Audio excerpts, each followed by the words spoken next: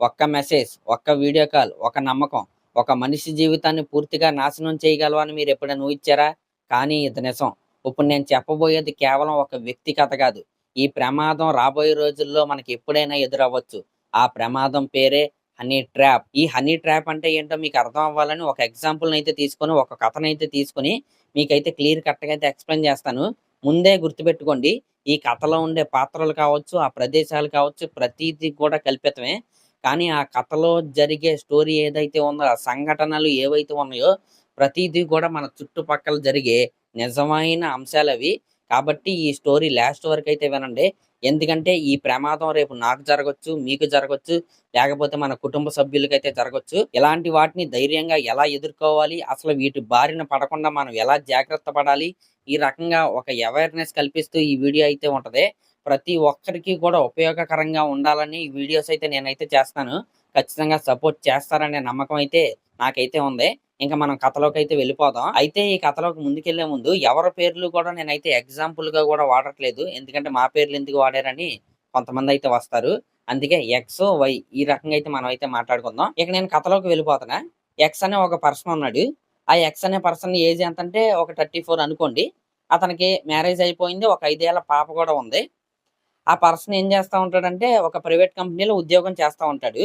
అతని ప్రపంచం ఎలా ఉంటదంటే, మార్నింగ్ టిఫిన్ చేసి ఉద్యోగానికైతే వెళ్తాడు. మళ్ళీ సాయంత్రం ఆఫీస్ నుంచి తిరిగి వచ్చి ఫ్యామిలీతో హ్యాపీగా టైంనైతే స్పెండ్ చేస్తా ఉంటాడు. ఇంకా ఆదివారం వస్తే రోజంతా ఫ్యామిలీతో షికారుకి కావచ్చు, లేకపోతే రెస్టారెంట్‌లకి కావచ్చు, ఈ రకంగా ఫ్యామిలీతో కలిసి ఒక ఫ్యామిలీ మ్యాన్ లాగా అతని జీవితం అయితే చాలా సంతోషంగా అయితే అలా సాగిపోతుంది. ఇలా హ్యాపీగా, జాలీగా ఎక్స్ యొక్క జీవితం ప్రతిరోజు పండగలాగా అలా కొనసాగిపోతుంది. కానీ ఒకరోజు ఏం జరిగిందంటే, ఎక్స్ యొక్క ఫేస్‌బుక్ అకౌంట్‌కి హెచ్ అనే ఒక పర్సన్ నుండి ఫ్రెండ్ రిక్వెస్ట్ అయితే వచ్చింది. మన ఎక్స్ ఏం చేశాడు, ఆ ప్రొఫైల్‌ని ఓపెన్ చేశాడు. చూస్తే ఆ ఫోటోలయితే మామూలుగా లేవు. ఆ హెచ్ ఎవరైతే ఉన్నారో చాలా అంటే చాలా అందంగా అయితే ఉన్నారు. ఇంకా ఎక్స్‌కి అలాగే ఆ హెచ్ అకౌంట్‌కి మ్యూచువల్ ఫ్రెండ్స్ కూడా చాలా ఎక్కువ మంది అయితే ఉన్నారు. ఏమో తెలిసిన వాళ్ళేమో అని ఎక్స్ అయితే హెచ్ యొక్క ఫ్రెండ్ రిక్వెస్ట్‌ని అయితే యాక్సెప్ట్ చేశాడు. కానీ ఎక్స్‌కి తెలియనిదేంటంటే తన జీవితంలో చేసిన అతి పెద్ద తప్పు అదేనని. అలా ఆ ఫ్రెండ్ రిక్వెస్ట్ యాక్సెప్ట్ చేసిన 2 రోజుల తర్వాత ఎక్స్‌కి హెచ్ నుండి ఒక మెసేజ్ వచ్చింది. ఏమని? హాయ్ అని. కానీ ఎక్స్ చూసి చూడనట్టుగా వదిలేశాడు. మళ్ళీ హెచ్ నుండి ఎక్స్‌కి ఇంకొక మెసేజ్ వచ్చింది. హాయ్ ఎలా ఉన్నారు? మెసేజ్‌కి రిప్లై అవ్వటం లేదేంటి? నన్ను మర్చిపోయారా? ఈ రకంగా హెచ్ నుండి ఎక్స్‌కి వరుసపెట్టి మెసేజ్‌లు వస్తా ఉన్నాయి. అమ్మో! రిప్లై అవ్వకపోతే ఫీల్ అవుతారేమో! మనకు తెలిసిన వాళ్ళేమో అని ఎక్స్ రిప్లై అవ్వటం అయితే మొదలుపెట్టాడు హెచ్‌కి. ఇంక అక్కడి నుంచి హెచ్ ఎలా మాట్లాడిందంటే, "మీరు చాలా మంచివాళ్ళు. మీరు రోజు టైంకి తింటున్నారా లేదా? మీలాంటి మంచి మనిషికి దేవుడు ఎప్పుడు మంచే జరగాలి. మీరు చాలా కష్టపడుతున్నారు." ఈ రకంగా తేనె పూసిన మాటలన్నీ కూడా హెచ్ ఎక్స్‌తో అయితే మాట్లాడుతుంది. ఇంక అలా రోజు ఇద్దరి మధ్య చాటింగ్ అయితే కొనసాగుతుంది. ఎక్స్‌కి హెచ్ మీద పూర్తిగా నమ్మకం గూడా వచ్చేసింది. అంటే మన మనిషి, నా మనిషి ఈ రేంజ్‌లో వాళ్ళిద్దరి మధ్య ర్యాపో అయితే వచ్చేసింది. ఒకరోజు హెచ్ ఎక్స్‌ని ఏమని అడిగిద్దంటే, "వీడియో కాల్ మాట్లాడుకుందామా?" అని అడిగిద్ది. ఫస్ట్ ఎక్స్ దానికైతే ఒప్పుకోడు. వద్దు, వద్దు అంటాడు. కానీ హెచ్ ఏమని మాట్లాడిద్దంటే, "ఏంటి నా మీద నమ్మకం లేదా? మన ఇద్దరి మధ్య ఉన్న ఫ్రెండ్‌షిప్ ఇదేనా? నా మీద నమ్మకం లేకపోతే వదిలే." ఈ రకంగా వంచించే మాటలని హెచ్ అయితే మాట్లాడిద్ది. ఆ మాటల్లో ఉన్న పరమార్థం అర్థం చేసుకొని ఎక్స్ ఏం చేస్తాడంటే, వెంటనే వీడియో కాల్ అయితే చేస్తాడు. ఇక్కడ ఏం జరిగిద్దంటే, అవతల మనిషి పైన నమ్మకం వచ్చిన తర్వాత, మనిషి ఆలోచన శక్తి తగ్గిపోతుంది. ఆ క్రమంలోనే ఎక్స్ ఏం చేస్తాడంటే, వెంటనే వీడియో కాల్ అయితే చేస్తాడు. అలా వాళ్ళిద్దరూ వీడియో కాల్ అయితే మాట్లాడుకుంటున్నారు. ఫస్ట్ 5 నిమిషాలు, కొన్ని నిమిషాలు అంతా బానే జరుగుతుంది. ఇద్దరు బానే మాట్లాడుకుంటున్నారు. కానీ అకస్మాత్తుగా హెచ్ కొద్దిగా వింతగా మాట్లాడటం, వింత చేష్టలు చేయటం ఈ రకంగా అయితే చేస్తుంది. వెంటనే ఎక్స్‌కి ఏం చేయాలో అర్థం కాని పరిస్థితిలోకైతే వెళ్ళిపోయాడు. వెంటనే కాల్ అయితే కట్ చేశాడు. కానీ అప్పటికే జరగాల్సిన ప్రమాదం అయితే జరిగిపోయింది. అసలుగా తొప్పుడే మొదలైంది. సరిగ్గా 10 నిమిషాల తర్వాత ఎక్స్ యొక్క వాట్సాప్ నంబర్‌కి ఒక మెసేజ్ అయితే వచ్చింది. ఆ మెసేజ్ ఎక్స్ ఓపెన్ చేశాడు. దాంట్లో ఒక వీడియో ఉంది. ఆ వీడియో చూడగానే ఎక్స్ యొక్క కాళ్ళు, చేతులు వణికిపోతున్నాయి. గుండె వేగం పెరిగిపోతుంది. మొత్తం చెమటలతో నిండిపోయింది. ఎందుకంటే ఆ వీడియోలో ఉన్నది ఎక్స్ మొఖం. కానీ ఆ వీడియోలో కనిపించే పని కావచ్చు, ఆ వీడియోలో ఏదైతే ఉందో ఎక్స్ తన జీవితంలో ఎప్పుడూ చేయలేదు. ఒక షాక్‌లోకి ఎక్స్ అయితే వెళ్ళిపోయాడు.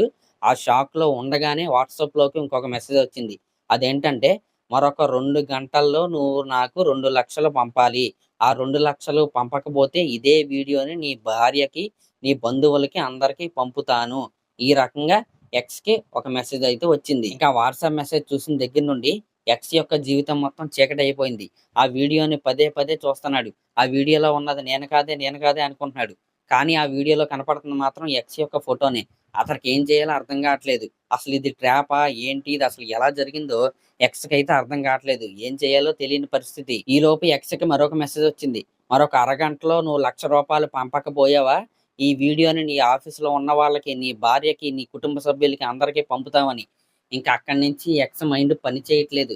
ఇంకా డబ్బులివ్వటం పక్కన పెడితే, అసలు ఈ విషయం తెలిస్తే తన భార్య ఎలా రియాక్ట్ అయిద్ది, తన ఫ్యామిలీ మెంబర్స్ ఎలా రియాక్ట్ అవుతారు, తన ఆఫీస్ వాళ్ళు ఎలా రియాక్ట్ అవుతారు, అసలు అతను చెప్పేదాన్ని ఎవరైనా వింటారా, నమ్ముతారా, అతని పరువు ఏమైపోద్ది, ఈ రకంగా ఎక్స్ ఆలోచించడం అయితే మొదలుపెట్టాడు. ఇంకా ఎక్స్ ఆ రోజు ఆఫీస్‌కి కూడా వెళ్ళలేదు. ఇంట్లోనే ఉండిపోయాడు. ఇంట్లో ఉండి ఎవరితోనూ మాట్లాడట్లేదు. తనలో తాను కృంగిపోతున్నాడు.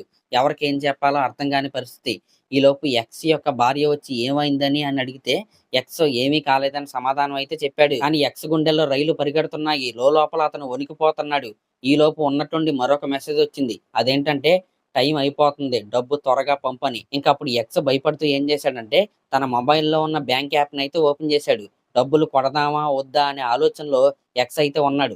కానీ అతనికి అప్పుడు ఒక ఆలోచన అయితే వచ్చింది. అదేంటంటే, ఇప్పుడు వీళ్ళు 2,00,000 అడిగారు. అది నేను పంపేస్తాను.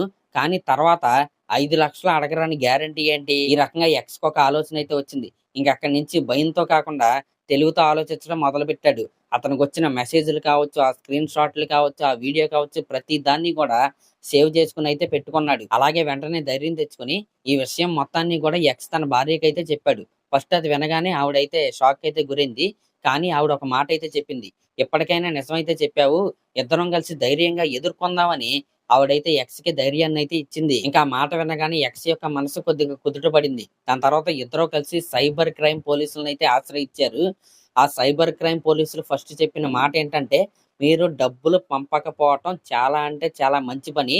ఎందుకంటే మీరు పంపినా సరే వాళ్ళు మళ్ళీ మళ్ళీ అడుగుతానే ఉంటారు." ఓకే. ఇక్కడి వరకు విన్నారు కదా! ఇక్కడ ఒక పాయింట్ అయితే చెప్తాను గుర్తుపెట్టుకోండి. హనీ ట్రాప్ చేసే వాళ్ళ ఆయుధం మీ వీడియో కాదు, మీ భయం. ఇలా హనీ ట్రాప్ చేసేవాళ్ళు ముందుగా మీ డబ్బును కాదు, మీ ఆలోచనా శక్తిని బలహీనపరిచేలాగైతే చేస్తారు. ఇక్కడ మీరు భయపడ్డారా? వాళ్ళు గెలుస్తారు. కాబట్టి మీరు భయపడకుండా మీ కుటుంబంలో ఎవరో ఒకళ్ళు మిమ్మల్ని బాగా నమ్మేవాళ్ళు ఉంటారు. వాళ్ళకి ఇలా జరిగిందని ఈ విషయాన్నయితే చెప్పండి. అంతేగాని భయపడి వాళ్ళకైతే లొంగిపోవద్దు. అధికారులు మీకోసం వెయిట్ చేస్తా ఉంటారు. వాళ్ళనైతే సంప్రదించండి. ఖచ్చితంగా ఈ ప్రాబ్లమ్‌కి ఒక సొల్యూషన్ అయితే దొరికిద్ది. ఓకే. ఇప్పటి వరకు విన్నారు గదా! ఇక్కడి నుంచి అసలు ఈ హనీ ట్రాప్‌లో పడకుండా ఉండాలంటే ఏం చేయాలి? ఒకవేళ పొరపాటున ఈ ప్రమాదంలో చిక్కుకుంటే ఫస్ట్ 10 నిమిషాల్లో ఏం చేయాలి? ఈ రకమైన విషయాల గురించి మనం ఇక్కడి నుంచి అయితే మాట్లాడుకుందాం. అయితే ఇక్కడ ప్రతి ఒక్కరు గుర్తుపెట్టుకోవాల్సింది ఏంటంటే, హనీ ట్రాప్‌లో మీరు పడ్డారంటే మీరు చెడ్డవాళ్ళని కాదు. అలా హనీ ట్రాప్ చేసేవాళ్ళు మీ బలహీనతను కాదు, మీ నమ్మకాన్ని టార్గెట్ చేస్తారు. అందుకే చదువుకున్న వాళ్ళైనా, చదువుకోని వాళ్ళైనా ఎవరైనా సరే చాలామంది ఈ ట్రాప్‌లో పడతా ఉంటారు. అయితే ఇప్పుడు నేను చెప్పే పాయింట్స్ ఏవైతే ఉన్నాయో, ఈ పాయింట్స్ అయితే చాలా జాగ్రత్తగా ఉండండి. ఈ ప్రమాదంలో పడకుండా ఉండే అవకాశం అయితే చాలా ఖచ్చితంగా అయితే ఉంటది. అదేంటంటే ముఖ పరిచయం కనీసం ఎప్పుడు పరిచయం లేని వ్యక్తులు ఒక్కసారిగా ఇలా ఇందాక మనం చెప్పుకున్న స్టోరీ లాగా ఫ్రెండ్ రిక్వెస్ట్ పెట్టి ఉన్నట్టుండి ఎమోషనల్‌గా మాట్లాడతారు. ఎంత ఎమోషనల్‌గా మాట్లాడతారంటే, వాళ్ళకేదో నువ్వు చిన్నప్పటి నుంచి అన్నీ చేసి పెట్టినట్టు, నీ వల్లే వాళ్ళు బతుకుతున్నట్టు, ఈ రకంగా ఎమోషనల్‌గా మాట్లాడతారు. ఇంకా సెకండ్ థింగ్ ఏంటంటే పొగుడుతారనమాట. "నువ్వు అలాంటోడివి, ఇలాంటోడివి, నువ్వు లేకపోతే మీ ఫ్యామిలీ లేదు. ఇలాంటి మంచి మనిషికి ఇలాంటివి జరుగుతున్నాయా?" ఈ రకంగా తేనె పూసిన కత్తులంటారు తెలుసా? అలాంటి మాటలు వాళ్ళు చెప్తా ఉంటారు. కాకపోతే మీరు వాటిని తేనెలనుకుంటారు.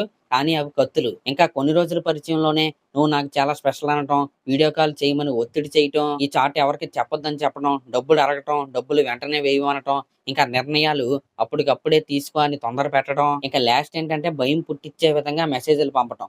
వీటిలో ఏది మీకనిపించినా సరే ఆ వ్యక్తితో అసలు మాట్లాడొద్దు. నేను చెప్పేదేంటంటే తెలియని వ్యక్తులతో అసలు మాట్లాడే అవసరం మనకు లేదు. మీరెంతో తెలివైనోళ్ళు, అబ్బో! నన్నెవరు ఏం చేయలేరు, నా మైండ్ చాలా స్ట్రాంగ్ అని మీరనుకుంటారు. కానీ ప్రతి మనిషికి ఒక బలహీన క్షణం ఉంటది. అదే వాళ్ళ ఆయుధంగా మార్చుకొని మీ జీవితాన్ని చిన్నాభిన్నం చేసేస్తారు. ఇంకెన్ని జాగ్రత్తలు తీసుకున్నా సరే ఈ హనీ ట్రాప్‌లో మనం పడ్డామంటే ఫస్ట్ ఎవరైనా సరే భయపడొద్దండి.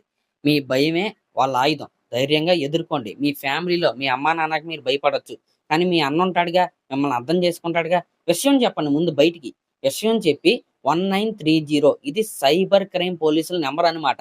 వెంటనే వీళ్ళకి ఫోన్ చేసి ఇట్లా ఇట్లా జరిగింది. మా ప్రాబ్లమ్ ఇది. ప్రూఫ్స్ కూడా మా దగ్గర ఉన్నాయని వాళ్ళకి కంప్లెయింట్ ఇవ్వండి. దాన్ని రెక్టిఫై చేస్తారు. అంతేగాని మీలో మీరు కుమిలిపోయి ఎవరికీ చెప్పకుండా మీలో మీరు దాచేసుకుని ఆ ప్రెషర్ మొత్తం మీ బుర్రలో ఉండిపోయి ఆత్మహత్యలు ఇలాంటివన్నీ చేసుకుంటున్నారండి. అంత అవసరం లేదు. ఎవరో కావాలని తప్పు చేయరు. అందులో ఈ హనీ ట్రాప్ ఏదైతే ఉందో ఎవడో కూడా కావాలని చేయరు. నేను ఇందాక చెప్పిన ఎగ్జాంపుల్ యాక్చువల్లీ ఆ వీడియో కాల్ అనేది నేను నార్మల్‌గా చెప్పాను. కానీ చాలామంది క్లాత్స్ రిమూవ్ చేసి కూడా వీడియో కాల్ చేస్తారు. ఆ ట్రాప్‌లో పడిపోయి. ఏదో పనున్నవాళ్ళలాగా. అలాంటి ఎదవ పనులు చేయకండి. First of all. అర్థమవుతుందా?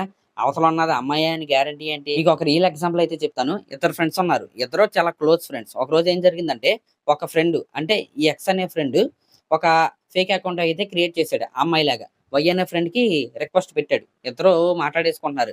ఇంక ఈ వై అమ్మాయిలాగా కనిపించేపాటికి రోజు మెసేజ్‌లు పెట్టేస్తాడు. ఒకరోజు ఏం జరిగింది? ఈ ఎక్స్ అమ్మాయి రూపంలో ఉన్న ఎక్స్ ఏం చేశాడంటే ఈ వైని బట్టలిప్పి ఫోటోలు పెట్టమన్నాడు. పెట్టేశాడు. ఇంక అక్కడ మొదలైంది టార్చరు. డబ్బులు పంపాలి. ఈళ్ళిద్దరు ఫ్రెండ్సే మామూలుగా రియల్ లైఫ్‌లో. అయినా సరే ఈ హనీ ట్రాప్ అనేది ఎలా జరుగుతుందో చూడండి. మీ ఫ్రెండ్స్‌ని కూడా నమ్మడానికి లేదు. ఆ ఫోటోలు పెట్టిన కాడి నుంచి ఈ వైకి టార్చరు. ఎన్ని సార్లు డబ్బులు పంపాడో అతనికే తెలీదు.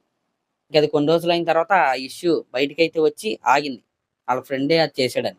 ఈ రకంగా ఎవరిని నమ్మడానికి లేదు. నేను చెప్పేదేంటంటే ప్రతి ఒక్కరికి ఒక బలహీన క్షణం ఉంటది. ఆ క్షణంలో తప్పులు చేస్తాం. తప్పులు చేయడానికి కారణమే ఆ బలహీన క్షణం. ఆ బలహీన క్షణం లేనోడు ఎవడు ఉండడు. కానీ ముందు జాగ్రత్త పడటం అనేది మన చేతుల్లోనే ఉంటది.